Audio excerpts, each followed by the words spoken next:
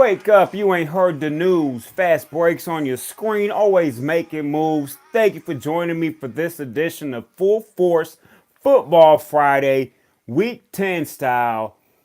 My team's on a bye, but there's some other teams that are going to play, going to get it going on this Sunday and Monday. Had a wonderful game yesterday when you looked at the matchup, but then they actually took the field, and it started off pretty good. But we'll get to that here in a little bit. The matchup between the Pittsburgh Steelers and the Pittsburgh Steelers. I didn't say the Panthers because they didn't show up after the first drive, but we'll get to that. Yeah, Big Ben style. Again, thank you for joining me here live on Full Force Football Friday, part of the Fast Break Sports Hour. Man, I'm Fast Break, and I'm here to give y'all all the rundown on what's going to happen Week 10 of the football season, NFL style. And let's get right into yesterday's game between the Pittsburgh Steelers and the Carolina Panthers. Yes, it was the Carolina Panthers. It didn't look like that after the first drive. And if you saw the game from the get, and you saw the way the Panthers just went downfield, well, Christian McCaffrey, run after run after run after pass touchdown, you were like, oh my goodness, the Panthers are ready.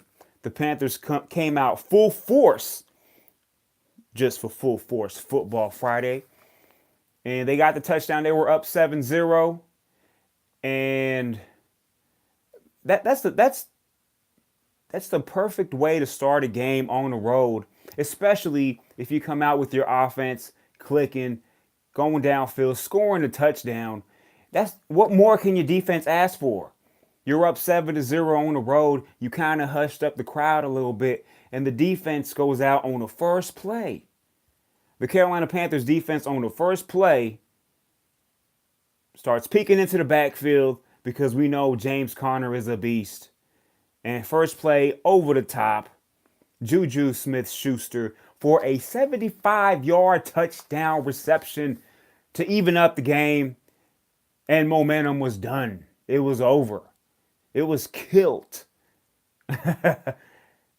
Kickoff, Panthers get the ball. Cam Newton proceeds to throw an interception, which goes for a touchdown, and momentum has officially shifted 100% to Pittsburgh's side, and the game was over right there. 14-7, just like that. And if you guys saw the highlights, you guys saw how they broke it down. I believe those 3 touchdowns were scored in 23 seconds combined. All that action happening in 23 seconds. And 23, man, that's a good number. See that right there? That's an awesome number. That's the best number in the world. But that's a different story. It was 14-7, and it was over. Now, there's a lot of talk. Who's to blame? Is it the Carolina defense? Is it Cam Newton? Is it the Pittsburgh Steelers are now this juggernaut that we've seen previously, and now they've just full force woken up? I want everybody to pump the brakes. Great job by the Pittsburgh Steelers handling business at home. But that's what it was. It's one of those games where you have a team that's been good all season long in the Carolina Panthers on a short week. Both teams on a short week. We're not going to make an excuse, but they are the road team. And Pittsburgh's up and ready for this fight. And I'm going to give Pittsburgh credit because they were down 7-0 on the first drive, and things were looking like this is going to be a back and forth type of football game, which it could have easily been had it not been for that pick six that Cam Newton came up with on that second drive after the 75-yard touchdown by Juju Smith-Schuster. So give the Pittsburgh Steelers credit for handling their business. They are not that dominant when you look at both of these teams. When it, 52-21 as your final score, a 31-point beatdown. They were dominant on that day. Are they a better team than the Carolina Panthers? Yesterday they were. If you saw them on neutral field, if you saw them in a Super Bowl matchup, which I doubt is going to happen. But if it were to happen, would it be like this? No, it would not be like this. Could they beat the Panthers? Yes, they can. But to me, it was one of those aberration games where just everything goes right for the home team, and the road team has lost the game by the end of the second quarter, towards the end of the second quarter. You look at they scored a touchdown right before half to make it 24-14. And it was a Christian McCaffrey game. And he had a wonderful game with even with how the game was playing out. Had the game been a little bit closer, oh man, his stats would have been off the chain. He combined for, I believe, 138 yards of total offense, had 3 touchdowns. That third one wasn't, it was garbage time. But had this game been closer throughout, you could have easily seen Christian McCaffrey rush for 100, receive for 100, and still have 3 or 4 touchdowns. But once you get down in that amount of time and so quickly, how everything just happened, big play after big play after big play, Big Ben, you know what I'm saying, threw for 38 touchdowns yesterday. it, it was clicking. Everything was clicking. Even with James Conner not full force. And what I mean by that is he came out the gate running hard, but then he got put in concussion protocol. He took a hit, and you kind of saw he was like in and out of the game there in the second and third quarters, and then officially out towards the end of the third quarter. And they didn't need him anyways. They didn't need any running back in this game. You could put anybody back there in this game, and that result was going to remain the same. 52-21. You see, momentum is a big thing in any sport. Now, this is Full Force Football Friday, but an example is my Phoenix Suns last night were up by 14 points on the Boston Celtics with 3:40 left in the game. All right. 14 points, 3:40. You're like, looking good. And they have the ball. Difference is because the Phoenix Suns are a young team and they don't know how to finish teams off and they don't know how to keep the pedal to the metal. They were wasting time and putting up whatever shot was going to come with that giving up the time. So as opposed to them being aggressive, and I'm getting all kinds of messages. I don't know why. I don't want the messages. I might have to turn it down. It is what it is. When you as an offense are not aggressive, the defenders are able to, just buckle down and stop you and play that tenacious defense with more aggression because they know you're not going to be aggressive. So they're able to hunker down and just D up on you, and you're going to make more mistakes because you're not running your normal offense. And that momentum will continue and continue. And the Suns kept doing that. The Suns kept coming down and holding the ball and then putting up a shot with like 3 seconds left in the shot clock, and or the Celtics were creating turnovers, and the Celtics were coming down and scoring like nothing. And before you know it, they're down by 3 points. They hit a 3 right before overtime. And once it got to overtime, they couldn't miss. And they dominated the Suns. But any team that's a winning team, when you're up by 14 with 3 minutes and change to go, that's an easy victory. Come on, let's be real with it. That's what momentum does. That's what not having a killer mentality does. And that was a big factor in yesterday's game with the Pittsburgh Steelers and the Panthers. You saw once the momentum shifted early on with Pittsburgh, they had the killer mentality. They kept going. They kept swinging because it's the NFL, There was a point where they were up, 38-14. And you're like, you know what? Any other team might let off the brakes a little bit. They're like, no way. We're going to come out here and we're going to score another touchdown. Oh, you're going to fumble on a kickoff return? Oh, we're going to score another touchdown. If you can't stop us, we're going to keep scoring. As long as it's within the realm of the game. What I mean by that is, if there's 4 or 5 minutes left in the game and you're up by that much, then you're not going to be aggressive. But there being 8+ minutes in the fourth quarter, them being up 28, 30 points, if you're going to let them score, they're going to score. And that's the way a team should approach every football game. I see a lot of these teams that come out here, and I'm a Bronco fan, so I see this every week. Ask me the last time I saw the Denver Broncos have a 14, 17-point lead besides that Cardinal game, because everybody blows out the Cardinals. And the Cardinals are 17-point underdogs to the Chiefs this Sunday. Besides that, I don't see it because once Denver either ties the game or takes a 3 or 4 point lead, they change their whole game plan and they start to run, or they'll be safe, throw these little passes because they don't want to make mistakes. That's a loser's mentality. That's a play not to lose mentality as opposed to a team like the Patriots, teams that are out there trying to win, a team like the Chiefs. Oh, if they're up by 4 points and there's 8 minutes to go in the game, they're going to play the game like they're down by 3 and be aggressive and put the nail in the coffin. That's the difference between championship football teams and teams that are just average or just are bad. And Pittsburgh was like, okay, we know the Panthers probably won't score, 4 touchdowns in the last 9 minutes, but let's just score this touchdown because they're giving it to us. What are we going to do? Not play football? You continue to play football. And 52, after that it was 52-14. And then the Panthers they still had Cam Newton out there and Christian McCaffrey. I don't know if that's like you're down by this much, you done made so many mistakes, or just it hasn't been a complete game. Let's get something going for the next week. Or this is your punishment for coming out here and laying an egg. Go out there with 6 minutes to go and then make a drive and score a touchdown. That's what that was. So Pittsburgh Steelers, man, at 6-2-1. That's 5 in a row now for the Pittsburgh Steelers. The Panthers dropped to 6-3. Nothing to sneeze at. This was a game again. Now I had picked the Pittsburgh Steelers, but not like that. I picked them 30-28, just because they're at home. It's a Thursday night football game. It was going to be entertaining, and it looked like that early on, but it got away from Carolina real fast. And here's the thing with Cam Newton.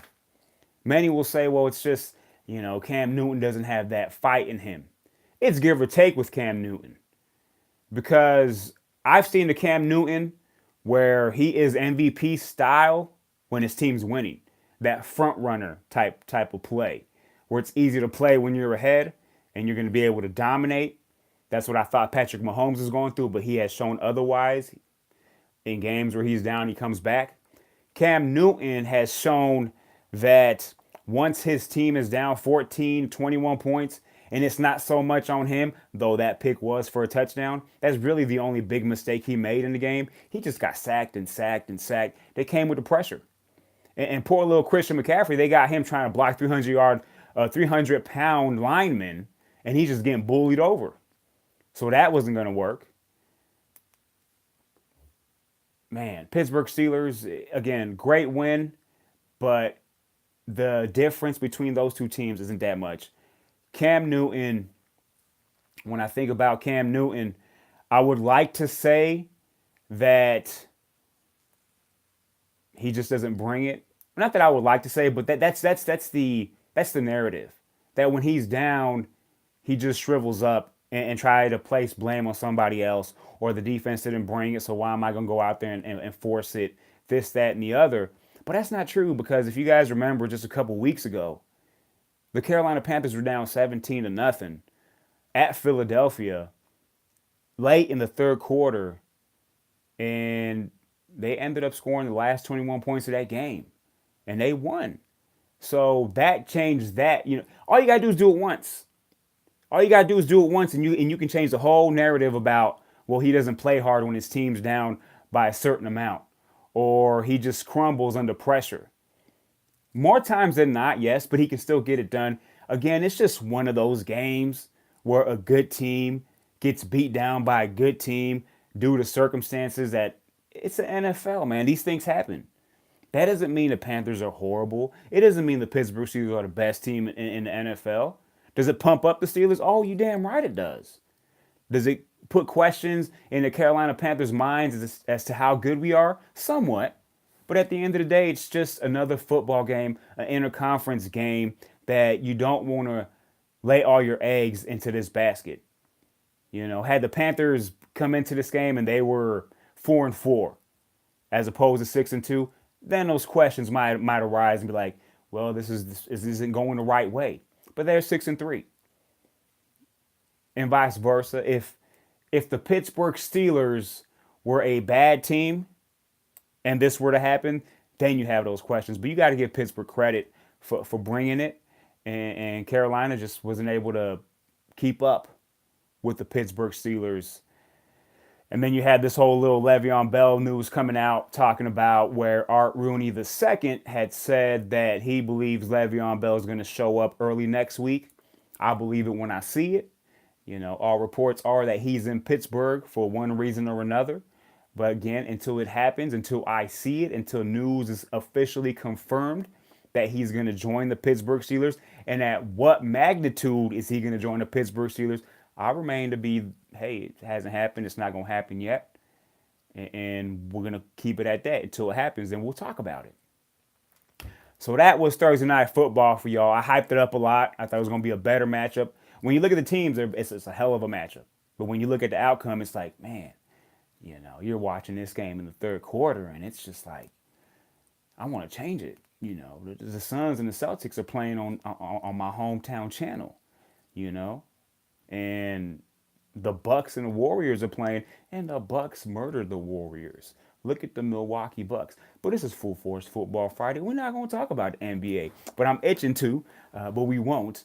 I was speaking about the Kansas City Chiefs and the Arizona Cardinals. The Cardinals are 17-point underdogs. Yes, that is incredible. I don't think I've ever seen. I'm trying to get into my memory bank, and when it comes to the line in football's past games, and I want to say that I've seen an 18-point line once. I didn't look it up, and I don't remember the two teams. I think the Colts were the favorite. I think Peyton Manning was on the team, and they were an 18-point favorite against a horrible team, obviously. But just in recent memory, 17-point favorites. I mean, if something else is very close to that or recent, then I'll look it up and I say, you know what, it's happened recently. But I don't remember a 17-point underdog like this with the Arizona Cardinals and the Kansas City Chiefs. Is it going to be an easy victory? Should it be an easy victory? Oh, you damn right. It's an Arrowhead. You're going against a rookie quarterback, a team that struggles offensively, that struggles defensively. But it just has that feeling where, now this is not an upset by no means whatsoever. But this has a feeling of a slow start type of game for the Chiefs where, you're going into halftime and it's like 14-7 or 17-10. You're still winning, but it's not what you expected yet. And then the explosion happens. Like, okay, we're done playing. But it just feels like that. It feels like it's going to take them a little bit to kind of be like, okay, they're still an NFL team. We can't take them lightly. And anything could happen. It is the NFL. I've seen upsets that I'm just like, whoa. And this can be one of them. That Buffalo Bills against the Viking game. Think about it. The Buffalo Bills went to Minnesota and beat the Vikings. They dominated the Vikings. That's like this. That's how bad the Bills are. To dominate the Vikings in Minnesota. That's crazy. It wasn't I barely beat you. That was domination. Oh, man. So, nonetheless, I got the Chiefs winning this game 38-13. So, again, it's going to be a slow start, but the Chiefs will dominate at the end of the day. Speaking of the Bills, they got the Jets this week, or the Jets got the Bills this week, however you want to look at it. At the end of the day, it's two bad teams going at it. You're probably only tuning into this game if you got some fantasy football or you got some money on the game. But I got the Jets winning this game. You have McCown starting again in place of Sam Darnold. He has somewhat of an injury. I don't know if it's that or if it's more so, hey, let's let the kid rest a little bit, kind of gather himself because he had a bad game before. And let's let McCown go out there and just do his thing. But I got the Jets in this game 20-7. I don't know how the Bills are going to get 7, but they're going to get 7 some way, somehow. I want to say 20-6 because that keeps me safer. Like it can be 2 field goals or it can be a touchdown and you go for 2 and you didn't get it or you missed the extra point. But I got the Jets. I really don't, sometimes I'm just thinking like, do I really got to talk about a game in depth? Do I got to give a prediction? But I have to, we got to run through these games. We have to do our due diligence, so to speak. And I'm going to do that for y'all. So there you have it, man. The Jets will beat the Bills. Now, I don't really have that much more intel than that. Actually, I don't have any intel at all. It's just what my mind tells me to say. That's all I do. Hey, that's what it is. It's football for me. I've watched it enough to tell you that I don't know Jack. Because you might know who the better team is. Shoot, the Cardinals could come back and beat the Chiefs, and then no one knows anything. This is not going to happen. But if that were to happen, who's the expert now? Who picked the Cardinals to beat the Chiefs? Nobody. And there's going to be some fuddy duddy in Las Vegas that puts 500 on the Cardinals straight up. And if the Cardinals pull that upset, you talking about, man, he can probably pay off his mortgage. You know what else? With that money line, man, and I don't know the money line because I don't do that. But yeah, there's going to be somebody that decides to do something like that. Or the other way, where someone puts like 10 G's on the Chiefs to cover, and the Chiefs end up winning by 15 instead of 17, and now you lost 15,000 because you were so sure the Kansas City Chiefs were going to dominate the Arizona Cardinals. And, oh, breaking news. It looks like Dez Bryant tore his Achilles in practice today, just now. Now, he's going to get an MRI, but the Saints fear he just tore his Achilles. See, man, see what happens? I'm just looking at this, and Dez Bryant's on the front, and it says Dez undergoing MRI. And I'm like, for what? He's got some old injury. And then it says the Saints fear that Dez Bryant tore his Achilles in practice. That's one of those things that you know it happens. When you tear your Achilles, you know that strong, somewhat strong ligament that attaches your heel to, I don't know if it's your calf muscle or what it attaches to, but it's like in the back. You know what I'm saying? It's like a little thingy. You know when you tear that. So he probably tore it, and that's it. No more Dez Bryant. So those of you that picked him up in fantasy football or are trying to trade him, it's not gonna work. He's done. That's what happens when you don't play football for a while, and then you just come back and try to impress people. That sucks, man. I feel bad for him. Hopefully he has some sort of, oh man, some injury thing where in the contract that he still gets paid a certain amount of money, or maybe he gets it all. I don't know. I'm not a lawyer. I'm not his agent. I don't know the specifics of the contract, but hopefully, he gets some money out of it. And this is probably the end of the career of Dez Bryant. That's it. It's over. And I feel bad. He's finally getting a shot with the Saints. That's breaking news, man. If for those of you that actually watch the Fast Break Sports Hour, y'all be getting breaking news. But come on, step your game up. Do yourself a solid. Check the show out. Now, this is you see this is going to be later. But from here on out, man, when that thing comes up, when you subscribe and that little bell comes up, just tune in. You might get some breaking news. Because you might not be watching ESPN or NFL Network, but you might be watching this, and I'm still going to break. It just happened. Just now. That's crazy. Leonard Fournette on track to play this Sunday. Jacksonville Jaguars are going against the Indianapolis Colts. And I think Leonard Fournette is their last chance to provide some sort of evidence that they're going to fight for a playoff spot. And I'm speaking of the Jacksonville Jaguars and Blake Bortles and all the other receivers they have that none of them can come up and say, I'm the best receiver on the team. But that might be a byproduct of the quarterback sucking. That's a bad term, but not playing well, in better terms. So Leonard Fournette coming back into the fold, is he going to be full force? I believe he should be, because they held him out, I believe, a week, a little bit more than what they should have. But you had to bye a week, so you say, you know what, we're going to rest him a little bit, make sure this hamstring issue doesn't come back, because that's the thing. Hamstrings, you might feel like they're good to go, and then you come back a week early, and now you set yourself back like 3 more weeks because you just couldn't get rid of that hamstring issue. But Leonard Fournette going to be full force on Sunday. Are they going to use him full force? They definitely need him against the Colts in Indy. But I don't know, man. Andrew Luck's been playing lights out. And does that teeter my prediction when you talk about this game? Oh, man.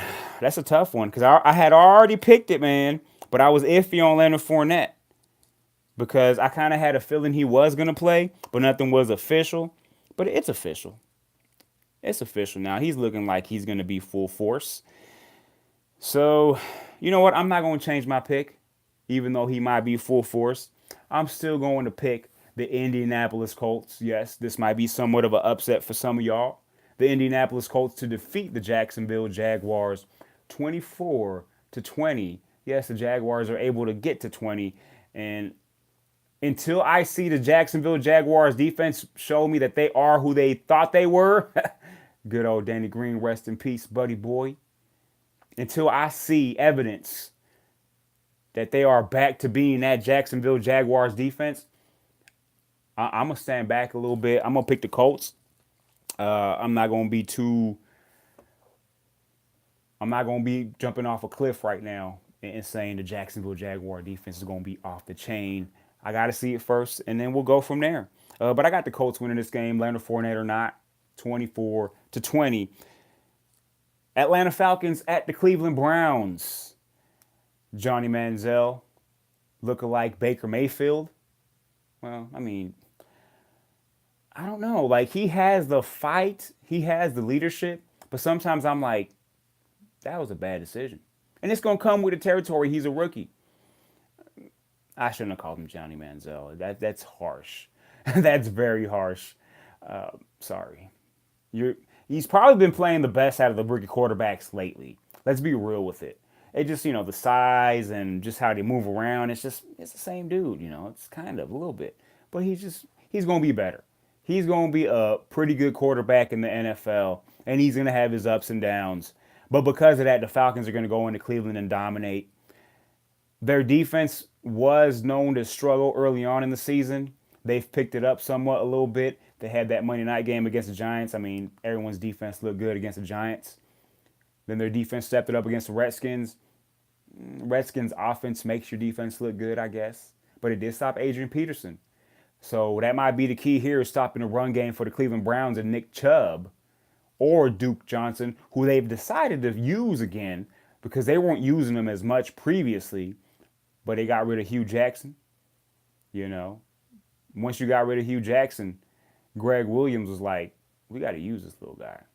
We're going to use that little dude. He's going to catch the ball at the backfield. We're going to get him 7-8 receptions a game now. He's going to carry the ball 3 or 4 times. Let's go. And that's the right way to use Duke Johnson, some form or fashion. He should definitely be out there on all passing downs. But it's still, the Atlanta Falcons are going to be a little bit too much for them. Matt Ryan with Julio Jones.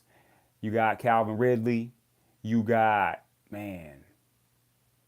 Devontae Freeman. Is he going to be back anytime soon? What's up with that?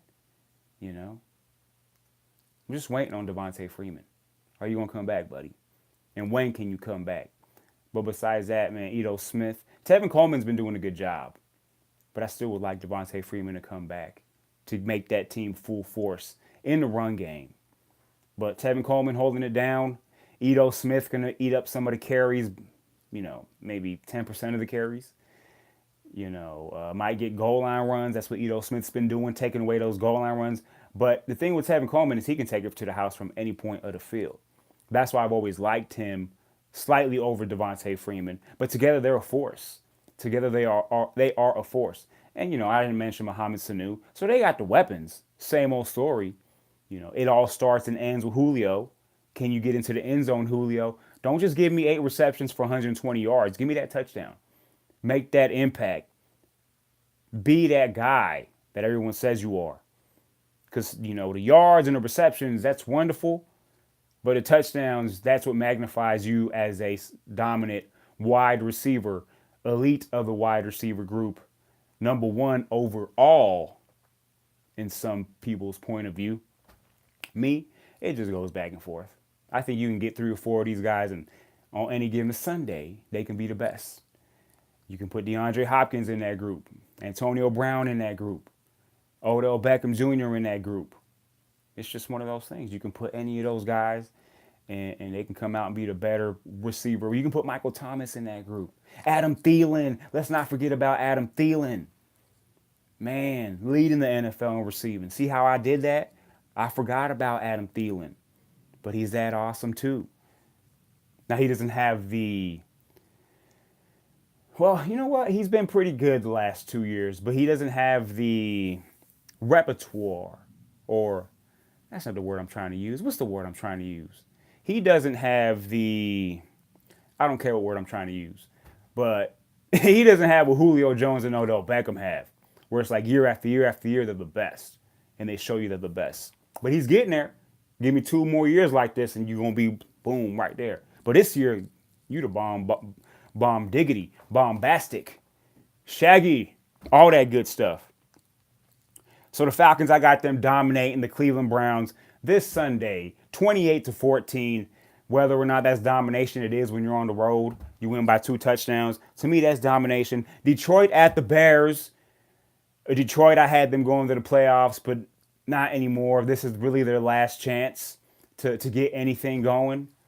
You got a 3-5 Detroit Lions team going against a 5-3 Chicago Bears who's playing above their heads.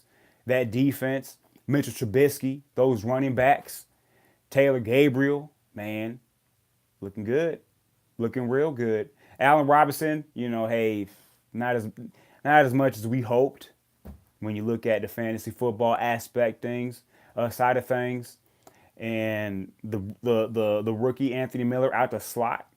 He's going to be getting better and better. Trey Burton looking good. So the Chicago Bears, if they win this game, man, watch out. Because I had this team winning 7 games this season. If they win on Sunday against Detroit, that gets them to 6-3. That's one win away from what I had them at. So they're ahead of the curve. And good job for them, But that defense is really the thing that's been causing turnovers and winning these football games and dominating. Let's be real with it. And I have the Bears winning this game. I can't see the Detroit Lions winning this game on the road. I like the Chicago Bears in this game, 20-17. Yeah, it's going to be a close game, but they're still going to beat the Detroit Lions, 20-17. Matthew Stafford, without Golden Tate, kind of lost his safety blanket, security blanket, whatever you want to call it. And until they understand that they got an awesome running back in Kerryon Johnson, it's not going to work. I don't know what it's going to take.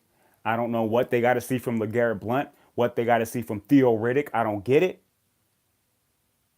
Use Kerryon Johnson, and you might win a little bit more. And when I say use him, I'm talking about 22, 23 carries. 25 touches total. Let's do it. Kerryon Johnson, to me, he's the key for Detroit Lions' success. That's why they're going to lose, because they're not going to use him. The New England Patriots at the Tennessee Titans, man, this is one of those games where Mike Vrabel, a former disciple, Bill Belichick, New England Patriot, former linebacker that catches touchdowns, going against Tom Brady, going against Bill Belichick, going against Josh Gordon, Julian Edelman. Shoot. Is Sony Michel going to be ready? That remains to be seen. You still got James White. You still got Rob Gronkowski if he's ready to go. So this might be a tricky game. This was almost my upset special, but the Patriots are going to do what they have to do to win a game. And the Titans play games ugly. But the Patriots know how to play that. The Patriots know how to fall into a style because they can do it all. You want to go toe-to-toe and have some aerial assault, they can do it too. You want to pound the rock and play defense, they can do it too. And they're going to make you make some mistakes. I got the Patriots winning this. I'm still not at my upset special of the week yet. I got the Patriots winning this game 27-17. It's going to be one of those games. I'm still not confident with the Tennessee Titans offense. Yeah, they put up 28 against the Dallas Cowboys, which was an explosion. But the Patriots are going to get this done. Right now, they done hit that streak where they started off 1-2. They've won 6 in a row. And wouldn't surprise me if they end the season at 14-2, 13-3. Number 1 seed. Because I see things for the Chiefs. I see a loss or two here before the season's over. The Chiefs are not going to get home field advantage. That's why the Patriots are going to dominate. Because the Patriots know, though they beat the Chiefs, and that's the Chiefs' only loss, they have to keep pace. So this is going to be one of those games where some people will pick the Tennessee Titans, But this is going to be Patriots all the way. Let's be real with it. This is going to be the Patriots show. 27-17, the Patriots improve to 8-2. The Titans fall to 4-5. Still kind of somewhat stay in the thick of things, but it's going to start getting it's getting down to the nitty gritty. We done passed the halfway point. New Orleans at Cincinnati. It's a good ass game right here. Now, if they had AJ Green in this game, that would be much better. But it's in Cincinnati, so I give Cincinnati a puncher's chance. But it's not going to be enough. The Saints are also one of those teams that, though they beat the Rams, they have to keep pace with the Rams. So they got to continue to win. And not to say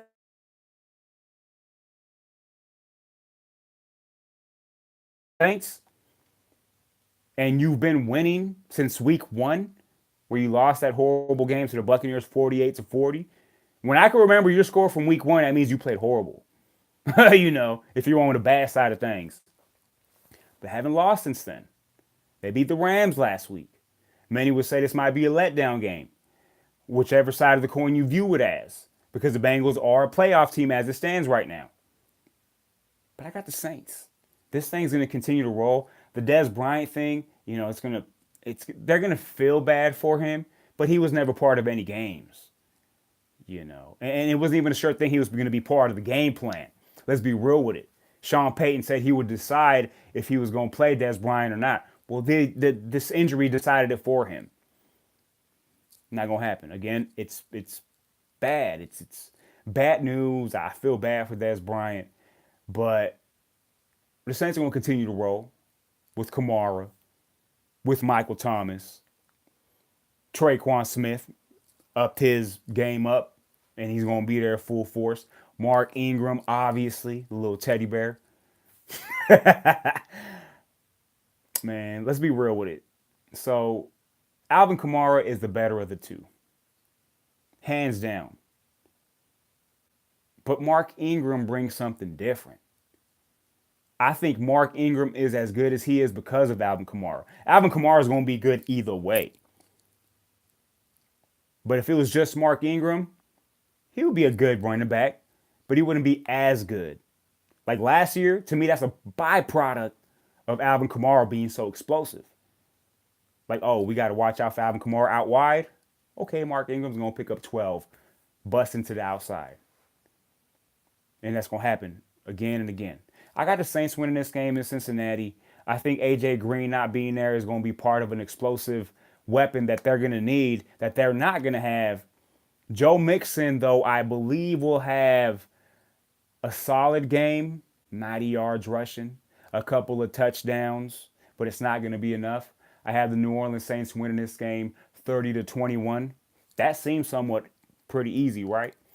It looks like it. 30-21. I got the Saints winning this. Hey, I'm not going to beat around the bush. I'm not going to be like, well, the Saints might win by a field goal. I'm calling it the way I see it. I think the Saints are going to win this game comfortably for a road game. When you go to the road, when you're a team, whether you're a winning team or not, and you go on the road and you win by more than a score, that means you done dominated, because it's tough to win on the road. You win by 3 or 4 points, that's still a big ass win. But when you win by 2 scores, not double digits, but by 2 scores, that's some sort of a domination. So give it up to the Saints if they're able to pull that off. Washington at Tampa Bay. Man, it's one of those games, man. Is Ryan Fitzpatrick going to throw for 5 touchdowns?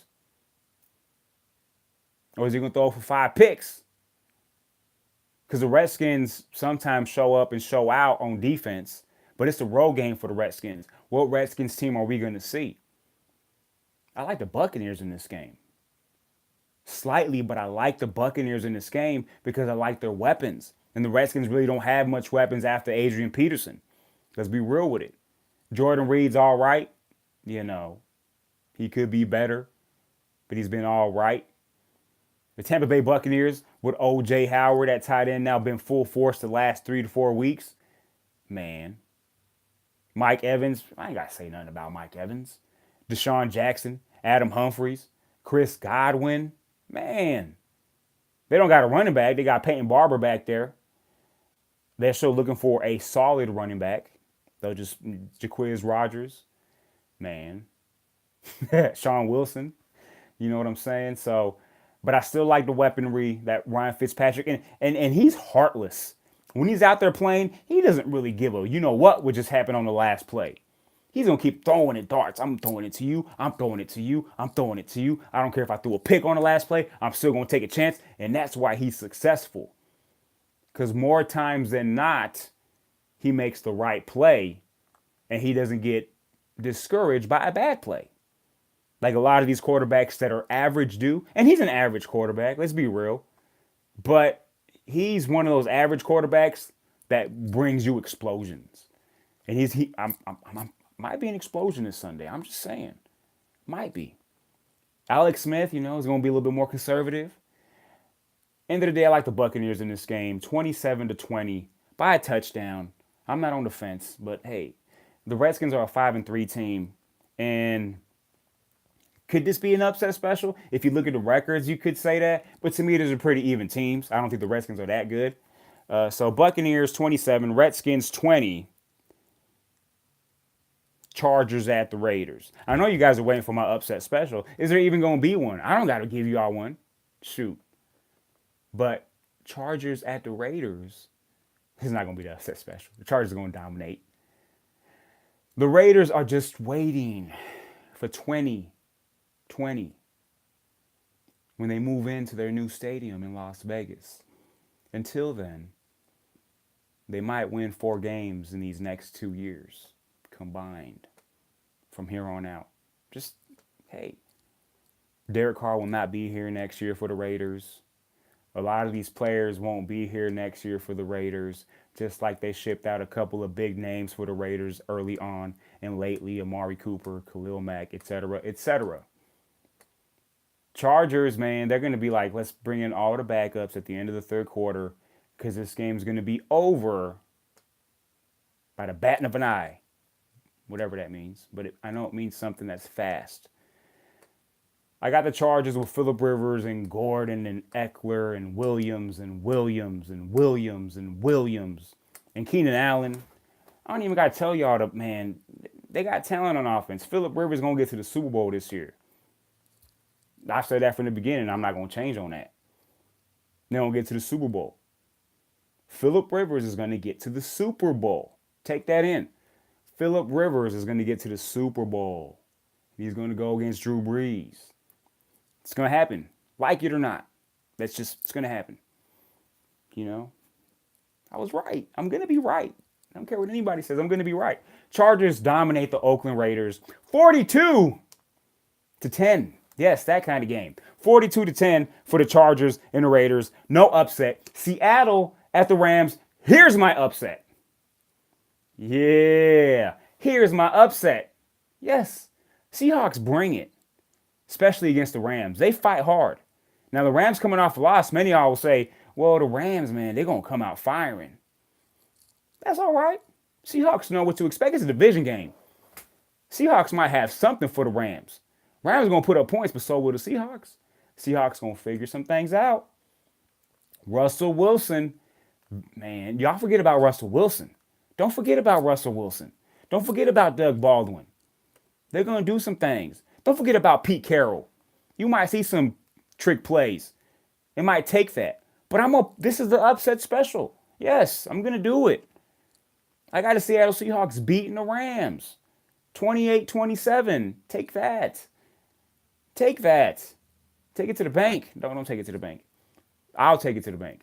Seattle Seahawks will upset the Los Angeles Rams. The Rams will be on a 2-game losing streak. Everyone will be like, what the heck's going on with the Rams? Man, the Rams are good. They're a playoff team. They're going to win their division. They're just not Super Bowl good in my eyes. That's just me. I don't know. I don't see that. Can things change when Aqib Talib comes back? Possibly. Maybe. Will it? That remains to be seen. But I'm going out on a limb. And I'm not doing that to be like, oh, man, he's got some onions. He's got some grapefruits. No, I'm not doing that. I just feel like the Seahawks are going to beat the Rams. That's all I'm saying. 28-27. I got to repeat it again. 28-27. And I'm going to bring it to existence 28-27. Seahawks will beat the Rams. Either way, it's going to be a close game. Okay, I'm not going to see you're not going to see the Rams win 42-14. That's not going to happen. That's not going to happen between these two teams. And if it does, then it happened. I don't care.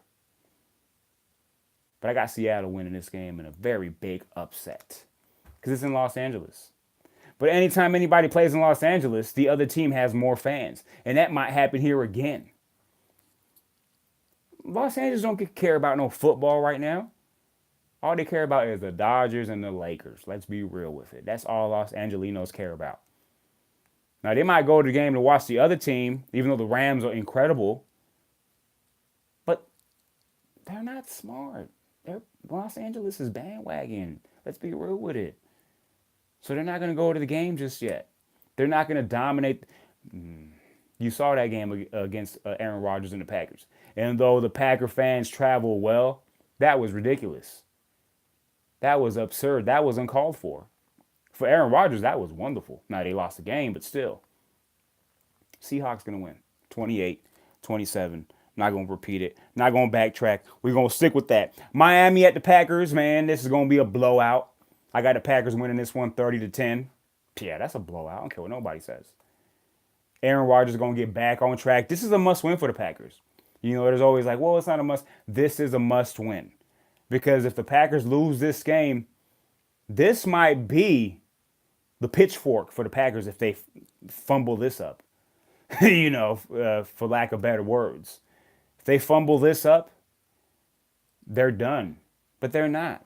Because they're going against Brock Osweiler in Green Bay at Lambeau Field. It's not a good combination. It's not a good combination to have Brock Osweiler going to Lambeau, going against Aaron Rodgers, the madman. Packers are going to win this game. Packers are going to stay in the hunt. I'm going to pick the Packers to win the division. That's just what I did from the beginning of the season. I'm going to stick with it. It's going to take a little run here, but that's what Aaron Rodgers does. He goes on runs. And it's going to start on Sunday against the Miami Dolphins. 30-10. It might be worse than that. I might be giving the Dolphins a little bit credit. But hey, I've been wrong about the Dolphins a lot of times. I don't know how they win these games. They're 5-4. Man. Javi. Big Dolphin fan. Shout out to my homeboy Javi. That's my dude. I'm sorry. I keep picking against the Dolphins because I just think they're boring, dude. So, with all that being said, this is a get-right game for the Packers. They're not going to let down in front of that home crowd where they are Packer fans there and they're not bandwagon and they've been sold out forever. And you got people waiting on waiting lists and they finally get tickets when they're like 75. So the Packers will dominate this game. That get-right game from beginning to end. And Aaron Rodgers on his way making his run. This is about the time that the Packers got to make their run. And they're going to make their run. And then here's everybody's favorite game. The Dallas Cowboys against the Philadelphia Eagles. Sunday Night Football. Why the heck is this game on Sunday Night Football? Why didn't this get flexed out? And it happens every year just because they have a good market. Everyone wants to watch the Cowboys. Start putting good teams playing on Sunday night. You got a 500 football team in the Philadelphia Eagles at 4-4 going against an under 500 Dallas Cowboy team 3-5. You could have easily flexed that game out for the Saints and Bengals. You could have easily flexed that game out for even Seahawks Rams. Shoot, that's about it. It's all right. Hey, it's early on still. Hey, man, but still. Cowboys at the Eagles. This was a tough one because the Cowboys have to win. The Eagles have to win. Did the Cowboys learn anything from Monday night? Did the Eagles learn anything from the Titans on Monday night on how to beat the Cowboys? I believe Doug Peterson did. I trust Doug Peterson. I don't trust Jason Garrett. I trust Carson Wentz. I don't trust Dak Prescott. I don't trust Amari Cooper. Is he going to get the ball? Yeah, a little bit. But I don't trust them. I trust the Eagles. They're the defending champions. I trust that by the end of the day, the Eagles will be in first place again because the Redskins will lose to the Buccaneers and the Eagles will beat the Cowboys 23-16 by a touchdown. Not going to be a blowout because it's a division game. Both of these teams need it, but the Eagles will figure out a way how to get this. Prove me wrong, Dallas. You proved me wrong Monday when I picked you against the Tennessee Titans, when I picked you in that domination type game, but you got dominated. That wasn't cool, man. You made me look bad. Now I know why I was picking against you all the other weeks. It was never nothing personal. I was just keeping it real. And I tried to make it realer by picking the Cowboys on Monday night, and they lost. They got their butts kicked. And they're not going to get their butts kicked on Sunday, but they're not going to beat the Philadelphia Eagles. And this will officially put the pitchfork into the Dallas Cowboys and twist that thing. And it's over. And I said I still going to give them a shot. But it had to beat the Eagles. It's not going to happen. They're not going to beat the Eagles. And if they do, man, hey, I'll applaud you, but it's not going to happen. Philadelphia Eagles 23-16 on Sunday Night Football. I don't know how the song goes, but it always got pretty girls singing that song. Sunday Night Football, Eagles, Cowboys, be there or be square. You're probably already drunk by the time that game starts, or your stomach hurt because you done ate all kinds of stuff, or you got to do some laundry because it's the end of the night and you're just trying to get stuff done because Monday you got to start the week again. Make every day a freaking fun day. Don't be worrying about Mondays. Shoot. We all do that. Why? Shouldn't. I don't do that no more. Shoot. I have fun every day. Y'all need to have fun every day. Don't get depressed on Sunday nights. That's what y'all be doing. Watch the football game and be like, yeah, Monday night football. Monday night football. This is why y'all gonna be depressed. Because y'all gonna have the New York Giants, the New York football Giants, foosball Giants. 1-7? Going against the 2-6 San Francisco 49ers. Man, yeah, I always used to have this joke with my brother. He's a big Giants fan. Big Giants fan. What's up, Angel? Mile High Podcast. I don't know what his new channel is called now because he's had like 3 of them. Because stupid YouTube, whatever. But I always had this thing with my brother that when 2 bad teams play against each other and they got bad records and it's already like past week 8, we call this the loser bowl. Losers game. Nobody want to watch a losers game. And nobody want to watch the Jets and the Bills. Don't nobody want to watch the Niners and the Cardinals ever again. But Niners and Giants, man, there's some star power here. You got Saquon. You got Odell. So there's some things going on there. For sure. And then you got Nick Mullins coming out of nowhere. Having the greatest game ever. Featured. Jim Kelly type. You know. So, man, this is going to be a 16-13 game. Who's going to win? I don't know. You pick it. You pick it. I'm going to let you pick it. Okay? Flip a coin. That's who wins. It's going to be 16-13, or it might be 46-43. One of these teams is going to win. One of these teams is not. It's not going to matter unless you got fantasy football players on either side.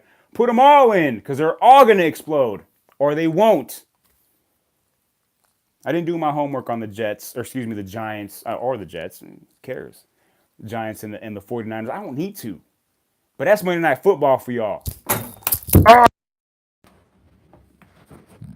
Sorry. Yes, that was live. Oh, shoot. Okay, there we go. Yeah, I don't think the Monday Night Football gods like that. I think that's why that happened. I'm back. I'm back, guys.